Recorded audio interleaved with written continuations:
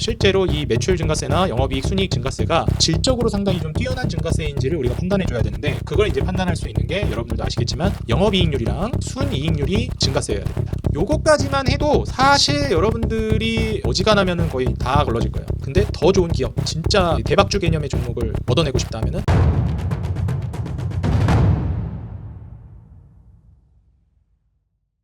네, 반갑습니다. 우리 주식장인 유튜브 구독자 여러분들, 주식장인입니다. 지금 제가 이제 영상을 여러분들께 인생 주식을 통해서 뭐 종목들을 많이 알려드리고 그랬었는데, 여기에서 좀 요청이 있었던 게 어떤 종목은 좀 올라가기도 하고 어떤 종목은 좀 떨어지기도 하고 그런다, 이렇게 좀 말씀하시는 분들이 계세요. 근데 이거를 이제 어떻게 대응해야 될지, 뭐 잘라야 될지 말아야 될지, 아니면은 뭐 올라간 거는 얼마나 더 봐야 될지, 이런 것들에 대해서도 고민하시는 분들이 좀 많은 것 같습니다. 제가 좋은 기업들을 여러분들께 좀 소개는 시켜드렸지만, 이걸 가지고 좋은 재료를 식자재를 가지고 어떻게 요리를 하는가, 여기에 대해서 좀 갈증이 있다라고 많이 느꼈습니다. 그래서 제가 이 매매법에 관해서도 제가 몇 번씩 언급을 드린 적이 있었는데, 오늘 제가 좀 드렸던 종목들 중에 제가 특히 강조했던 종목들도 있기도 하고, 그 다음에 이제 좀 덜 강조한 종목도 있고, 뭐 여러 종목들이 있지만 제가 다 기억이 나지는 않아요. 그때 너무 좋다 생각이 들어서 강조했던 종목들이 있는데, 그냥 객관적인 딱 지표로 보았을 때 좀 이런 종목들은 우등하다, 좀 우등생 같은 종목들이다 라고 생각되는 종목들을 기준에 맞춰 가지고 여러분들께 소개를 해드리도록 하겠습니다.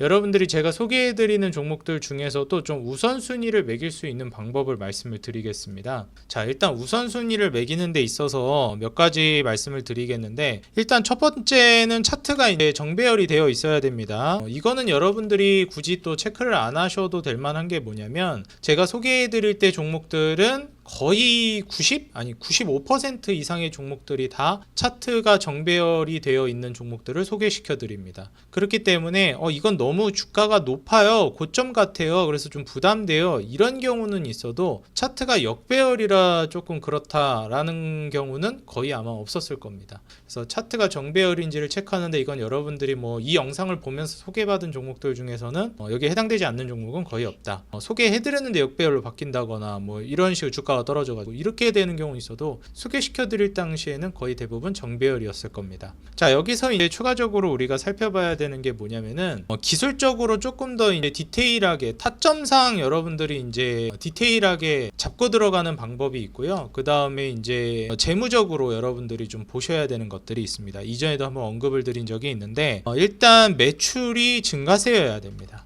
이거는 뭐 더할 나위 없이 당연히 맞는 말이고요. 당연히 이렇게 돼야 됩니다. 그러지 않으면 뭐 미래에 증가할 걸로 전망이 된다든지, 컨센서스가 상당히 좀 신뢰도가 높아야 돼요. 그래서 매출이 증가세여야 되고, 당연하겠지만 이제 영업이익과 그 다음에 순이익 역시도 증가세여야 됩니다. 근데 여기에서 이제 저 PER 관련해서도 이제 많이 말씀을 드리고, 이익이 늘어나는 것도 물론 중요하지만 여기서 여러분들이 좀 보셔야 되는 게 EPS가 증가세여야 된다. 사실 이제 좀 딥하게 들어가면 굉장히 좀 복잡해지기 때문에 간단하게 말씀드리면, 영업이익이나 이익, 매출이 늘어나는 거는 기업이 성장하고 있기는 하지만 주주가치가 훼손되는 경우들이 좀 있습니다. 뭐 중자를 한다든지 여러 가지가 좀 있기도 하고, 그래서 이제 우리가 조금 같이 곁들여서 봐야 될 만한 부분들이 많이 있기는 해요. 근데 일단은 EPS 증가세, 요거까지 여러분들이 같이 체크를 해주시는 게 좋습니다. 그리고 이제 매출, 영업이익, 순이익이 좀 전반적인 우상향 추세로 간다라고 느껴진다라고 하면 EPS 증가세랑, 그 다음에 실제로 기업이 이렇게 돈을 많이 버는 구조로 점점 성장해 나간다라는 것도 중요하지만, 여기에서 그 추세 자체가 강력한가 굉장히 중요하거든요. 그래서 매출이 단순히 늘어나고 영업이익, 순이익이 늘어난다 하더라도, 매출이 과거에는 1000억 벌 때 막 800억을 남겨 먹었었는데 이제는 막 1조를 버는데도 한 1000억밖에 못 남겨 먹는다. 그럼 이게 사실 매출을 많이 내도 마진을 그렇게 많이 못 남기는 구조로 간다라는 거거든요.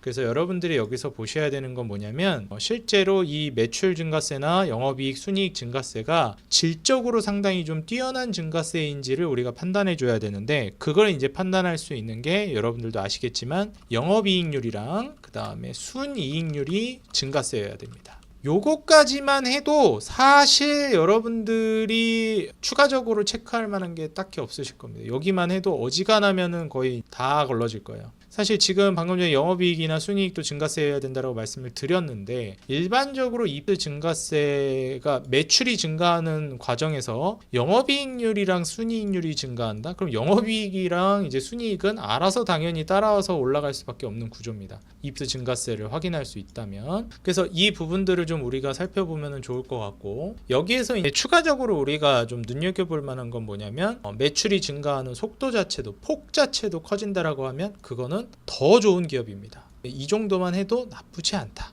근데 더 좋은 기업, 진짜 대박주 개념의 종목을 얻어내고 싶다 하면은 증가율 자체도 상당히 좀 올라가 주는 게 좋다. 이렇게 좀 보시면 될 것 같습니다. 여기에서 이제 타점을 잡아 나가는 거는 또 다른 영역이긴 한데요. 타점은 이제 좀 예시 종목을 보여드리면서 설명을 드리도록 하겠습니다. 댓글에 같은 분인지 모르겠는데 HK 이노에는 어떻게 되는 거예요? 해가지고 계속해서 말씀을 하신 분이 있었던 것 같아요. 제가 이제 설명을 드려야지 하면서 계속 이제 미루다가 이렇게 됐는데, 자, HK 이노엔을 좀 예시로 들면서 소개를 해드리겠습니다. 일단 HK 이노엔을 여러분들이 보시게 되면요, 일단 차트는 제가 소개해드렸을 당시에는 이거를 제가 언제 소개시켜드린지 정확히 기억은 안 나는데 아마 이게 지금 요렇게 조금 돌아서고 있는 요쯤 설명드렸을 거예요. 이렇게 이제 돌파 나오기도 하고 요런 자리에서 아마 소개를 시켜드렸던 걸로 기억합니다. 1월 초쯤에. 근데 그 이후로 주가가 이제 쭉 빠졌단 말이죠. 그러다 보니까 기업 진짜 좋다고 그랬는데 엄청 강조했는데 왜 못 가지? 이런 생각을 좀 하실 수 있습니다.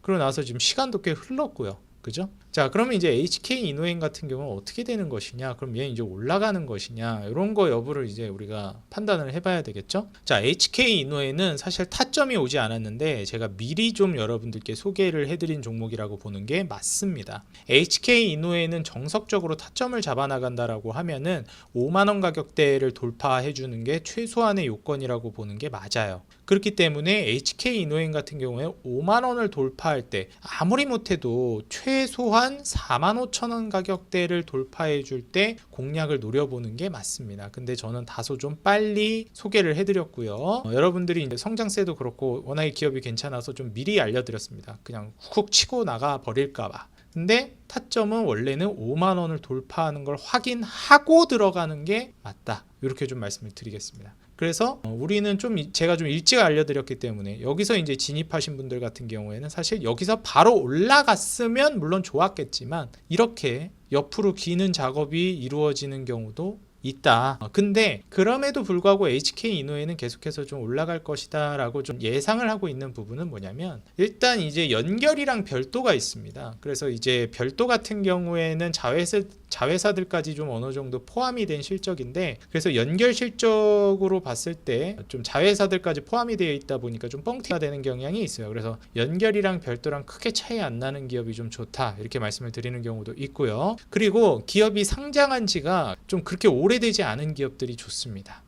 제가 말씀드리는 매매법을 할 때는, 왜냐면은 너무 오래된 기업들 같은 경우에는 좀 성장이 정체기에 있기도 하고 조금 좀 관성이 있어가지고 쉽게 막 신고가 돌파하면서 무섭게 올라가거나 그런 경우가 조금 힘이 약합니다. 매물대 뚫기도 더 어렵고요. 그래서 이렇게 10년 정도 상장한 지 좀 10년 이내의 종목들이 상당히 좀 유리하다. 무조건 그런 종목만 봐야 된다는 건 아닌데 비교적 좀 유리하다, 좀 대박 종목이 나오기 쉽다, 이렇게 좀 볼 수 있겠습니다. 자, 이제 보시게 되면 연결이나 별도나 매출, 영업이익, 순이익이 똑같습니다. 별도로 클릭해도 여전히 똑같고요. 연결로 클릭해도 똑같습니다. 컨센서스 보시게 되면 별도로 클릭했을 때 나오죠. 이때 이미 여러분들 초대박이 날 만한 종목들은 뭘 내포하고 있냐면요, 이미 변화가 시작되고 있습니다. 이게 보시게 되면 HK 이노엔 같은 경우에는 2019년도부터 이미 어느 정도 이 성장세가 시작되고 있었어요. 매출이 19년도에 1,406억에서 5천억대로 점프를 뛰었고요. 상장은 2021년도에 했습니다. 근데 21년도에 무려 5천억에서 또 7,700억 가까이로 매출이 뛰어요. 근데 이제 22년도에 문제가 뭐냐면은 매출 성장 속도가 조금 더뎌진다는 겁니다. 이미 19년도에서 20년도로 성장할 때도 굉장히 강력했고 20년도에서 21년도 22년도 매출 증가하는 것도 좀 속도가 느려지기 시작했어요. 근데 여긴 더 느려지는 구조로 가는 거죠.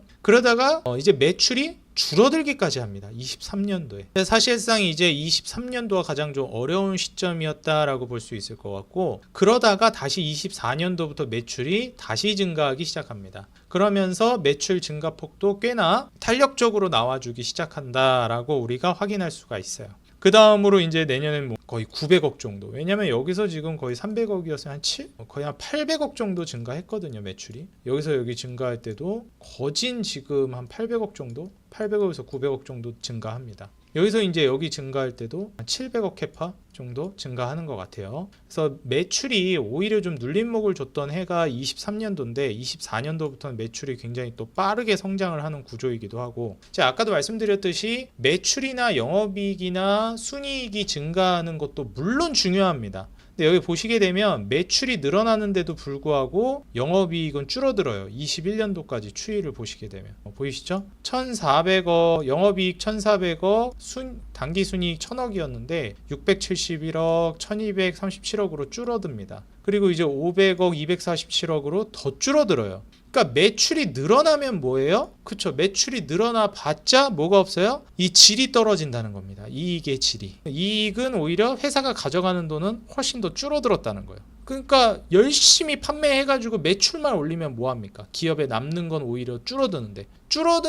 남는 게 적어진다, 마진율이 적어진다라는 거를 벗어나서 오히려 마진이 마이너스로 가고 있으니까 이거는 사실 좀 마진율이 오히려 퇴보하는 수준은 옳다라고 보기가 어렵죠. 그러다 보니까 21년도부터 해가지고 상장하고 나서 주가는 계속 빠졌습니다. 뭐 증시도 별로 안 좋기도 했고요. 근데 이제 매출은 꾸준히 늘고는 있었어요. 근데 이제 23년도에 잠깐 눌림목이 나왔다 뿐이지. 그리고 영업이익이랑 순이익은 22년도부터 개선이 되기 시작합니다. 503억에서 525억, 그리고 381억으로 다시 이제 영업이익과 순이익이 올라가기 시작해요. 그리고 23년도에도 매출은 잠깐 눌림목이 있었지만 영업이익과 순이익은 증가합니다. 그 다음에 올해는 매출액뿐만 아니라 영업이익, 순이익이 모두 증가하는 해예요. 22년도부터는 영업이익과 순이익, 마진 개선에 이제 힘쓴 해고, 23년도 역시도 마진 개선이 시작된 해예요. 근데 이제 올해는 매출이 23년도에는 대신 좀 눌림이 있었는데 매출까지도 올해는 이제 성장이 되고 내년 내후년까지 이 흐름은 쭉 이어질 것으로 보여진다. 아까도 말씀드렸듯이 이 마진이 좀 많이 남아야 되는데 영업이익률이 이때는 거의 100%였어요. 사실 이거는 좀 말이 안 되는 숫자이긴 합니다, 여러분들. 그렇기 때문에 영업이익률이랑 순이익률이 50% 넘어간다, 거의 100%에 가깝다. 매출 나는 대로 다 남겨 먹는다는 건데 이런 회사가 몇이나 됩니까?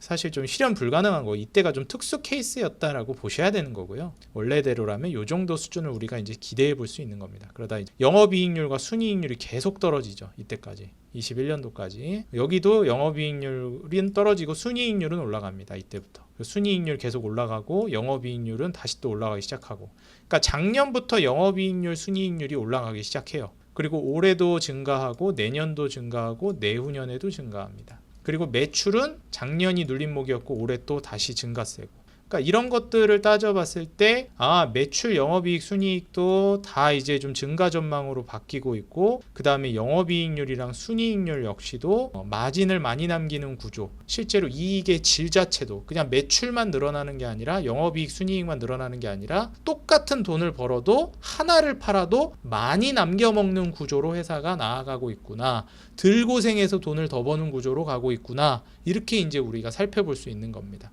여기서 이제 EPS 같은 경우에도 4,600원 정도로 고점을 찍고 981원까지 떨어졌다가 이제 이때부터 1,300원, 1,600원으로 회복되기 시작해요. 올해 2,400원, 3,300원, 4,000원으로 증가 전망입니다. EPS가 계속해서 증가하고, 그 다음에 영업이익률과 순이익률이 증가하고 매출이 증가하는 구조. 그럼 영업이익과 순이익은 당연히 이제 증가하는 구조가 되는 건데, 현재 이 기업 1분기를 보시더라도 전년도 사실 나쁘지 않았거든요. 영업이익과 순이익은. 근데 전년 1분기 대비해서도 올해 1분기 상당히 많이 증가했고, 매출 역시 전년 1분기 대비해서 상당히 증가했습니다. 그리고 이제 전년 1분기 대비해서도 3%였는데 8%, 1.6% 정도 됐는데 거의 5%로 증가했습니다. EPS도 103원에서 370원으로 증가했고요. 2, 3, 4분기가 컨센서스대로 나오고 조금 못 미친다 하더라도 전년 대비해서 증가 추세를 꾸준히 크게 벗어나지 않는 선에서 이어간다라고 하면 사실 이제 HK 이노행 같은 경우에는 주가가 안 올라갈 이유가 없는 종목이라고 보셔야 돼요.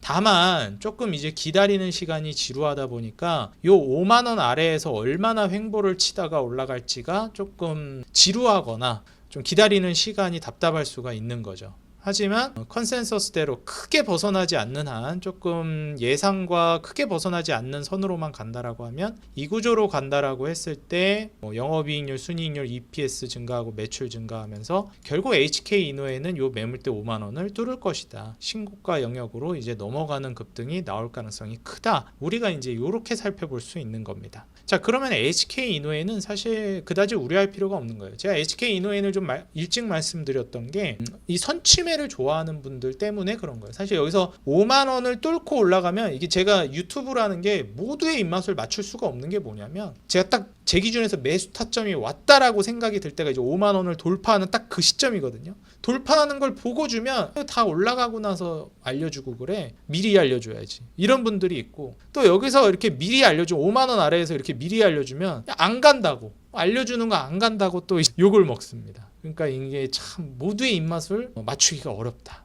그렇기 때문에 요 이제 기준점을 알고 여러분들이 제가 소개해드리는 기업을 받아들이시면은 훨씬 더 건강하게 투자에 이용하실 수 있을 것 같아요. 그래서 HK 이노에는 사실상 5만 원을 돌파하는 시점에 매수하는 게 제 기준에서 매수 타점입니다. 지금은 선취매하는 사람들이 하는 그런 자리예요. 그래서 이 부분을 여러분들이 참고하시면 되겠다 말씀을 드립니다. 이익 성장성과 그 다음에 마진율 개선이 훼손되지 않은 상황이기 때문에 아직까지 2분기 실적이 이제 나올 텐데 거기서 또 훼손될 정도로 컨센서스가 쇼크성으로 실적이 나오지 않는 한 이대로만 가면은 5만 원 위로 올라간다. 이렇게 보시면 될 것 같아요. 그 다음에 이제 유니셈, 이것도 이제 제가 정말 괜찮게 봤던 종목 중에 하나인데요. 자, 일단 유니셈 같은 경우에는 보시는 바와 같이 이제 아직 신고가 영역으로 가진 않았습니다. 근데 이제 사실상 이제 사이클 상으로 주가의 어느 정도 사이클 상으로 본다라고 했을 때 23년도가 어느 정도 침체기였다라고 볼 수 있는 거거든요.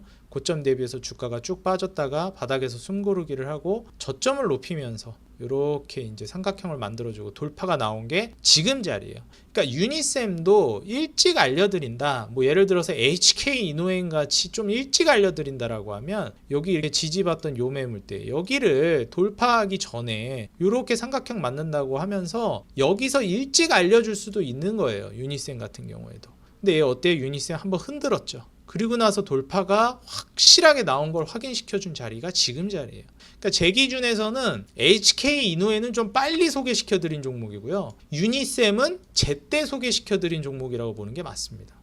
그러니까 보시게 되면은 대략적으로 차트가 완전히 똑같진 않죠. HK 이노행 같은 경우에는 사실 지금 이렇게 눌림 나오고 있고 여기를 이제 돌파해서 5만 원 위로 해서 이렇게 횡보를 하고 이 박스권을 그린다든지 이런 자리에 있을 때 드리는 게 정석이다. 제 기준에서는 타점상으로 봤을 때. 근데 이제 지금 유니셈을 기준으로 설명을 드린다라고 하면 이런 자리에서 제가 소개를 해드린 거예요. 주봉상 120선 돌파도 아직 안 나왔는데 HK 이노행 같은 경우에는 유니셈은 완벽히 이 매물대를 뚫고 올라온 자리에서 알려드린 거고 이해가 되시죠? 좀 두 개를 비교해 보니까 좀 보이실 겁니다.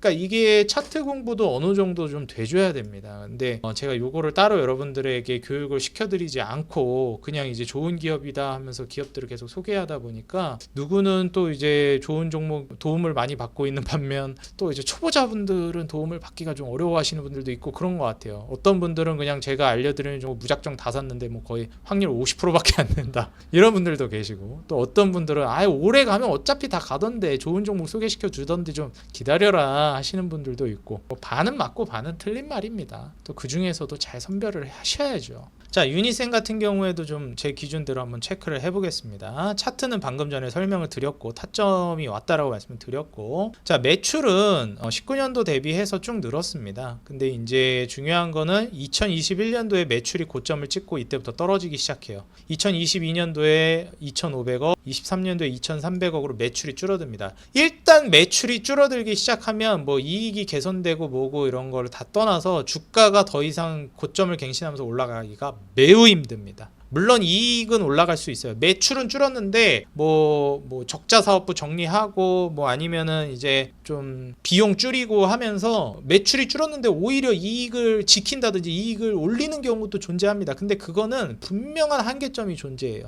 사람들이 정말 이 상품을 원하고 이 회사의 제품이나 서비스를 원해 가지고 매출이 증가하는 와중에 수요가 뒷받침되면서 매출이 올라가면서 이익 개선을 해야지, 매출이 준다라는 거는 결국 이제 수요가 뒷받침되지 못한다는 거거든요. 항상 말씀드리지만 제가 이전에도 원자재를 볼 때도 마찬가지고 모든 걸 볼 때도 말씀드리지만 수요가 뒷받침되지 않은 가격 상승은 사실 좀 어렵다고 보셔야 됩니다. 그래서 원유 같은 경우도 그렇고 뭐 공급 쇼크로 인해 가지고 이제 좀 문제가 생기다 일시적입니다. 근데 수요의 문제로 움직이는 거는 굉장히 본질적인 가격 움직임이거든요. 그래서 매출이 줄어든다라는 것은 결국엔 좀 어려워질 수 있겠다. 22년도, 23년도, 21년도에 고점 찍고 쭉 빠집니다. 사실상 이때. 그죠? 그리고 23년도에 이제 좀 하단에서 지지 라인을 갖춰주죠. 바닥을 좀 이제 잡아줍니다. 그러면서 이제 영업이익이 이때도 21년도에 매출만 고점을 찍은 게 아니라 영업이익이나 순이익도 437억, 382억으로 고점을 찍어줬어요.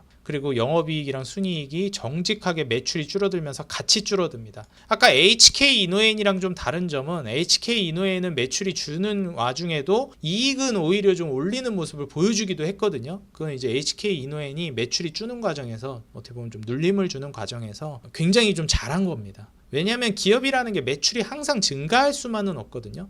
조금 줄었다가 다시 고점 돌파하면서 매출 또 역대급 매출 갱신하면서 성장해 나가고 그러는 건데, 좀 이렇게 매출이 잠깐 침체되는 구간에서 이익을 개선시켰다라는 건 HK 이노엔이 굉장히 경영을 잘하고 있다라고 저는 판단이 됩니다. 근데 뭐 유니셈이 그렇다고 해서 뭐 안 좋다라기보다는 원래 이게 정상이에요. 매출 줄어들면서 이익과 순이익이 같이 좀 축소되는 움직임이. 더군다나 이제 유니셈 같은 경우에는 사이클 산업에 해당되는 종목군이지 않습니까? 그렇기 때문에 더더욱 그렇습니다. 사업부 보시면 아시겠지만 HBM, 삼성전자, 여러분들 아시다시피 스크러버 만드는 애들이기 때문에 반도체 영향을 받고, 반도체라는 업황 자체가 이제 사이클 산업이잖아요. 그렇기 때문에 사이클 따라서 성장했다가 떨어졌다, 성장했다 떨어졌다 하면서 이렇게 우상향 패턴을 그린다라고 보시면 됩니다. 그래서 어찌됐건 23년도에 매출, 영업이익, 순이익이 모두 이제 가장 낮은 국면을 보여줬던 시기고요. 올해부터 이제 성장이 시작된다라고 보시면 되겠습니다. 영업이익이나 매출, 그 다음에 순이익이 모두 증가 전망이에요. 내년, 내후년 모두 마찬가지입니다. 매출, 영업이익, 순이익이 작년이 최저치였고 올해, 내년, 내후년까지 계속 성장합니다.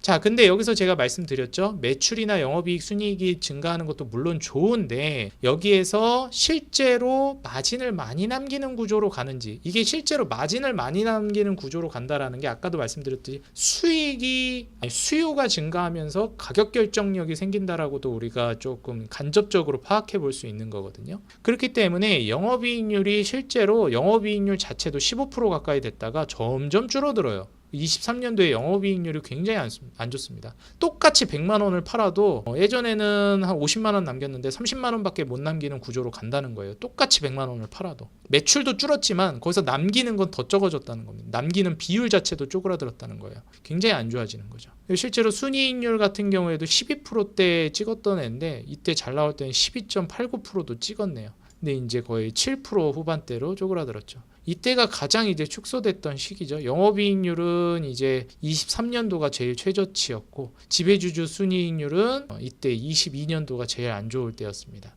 그러다가 작년부터 순이익률은 올라가기 시작했고 올해부터는 영업이익률이랑 순이익률이 모두 회복되기 시작합니다. 내년, 내후년까지 영업이익률이랑 순이익률은 모두 증가 전망이에요. 똑같이 100만 원을 팔아도 옛날에는 98,000원 밖에 못 남겼는데 이제 15만 원 가까이 남길 수 있다는 겁니다. 똑같이 매출을 100만 원을 내도. 그러니까 이런 식으로 가게 되면 건강한 성장이라고 보셔야 되는 거예요. 실제로 성장도 성장이지만. 심지어 유니셈 같은 경우에는 부채 비율도 15% 언저리입니다. 제가 계속 몇 번이나 강조했는데 부채 비율이 15% 정도에서 움직인다라는 것은 무차입 구조라고 일반적으로 얘기한다고 말씀을 드렸어요. 무차입 구조라는 거는 부채 비율이 15%면 무차입 구조다. 다시 말해서 거의 빚 없이 사업을 운영하는 거나 다름이 없다. 물론 15% 부채가 존재하지만 이 정도는 사실상 없는 거나 다름없다라고 평가를 한다라는 거예요. 너무나도 적기 때문에.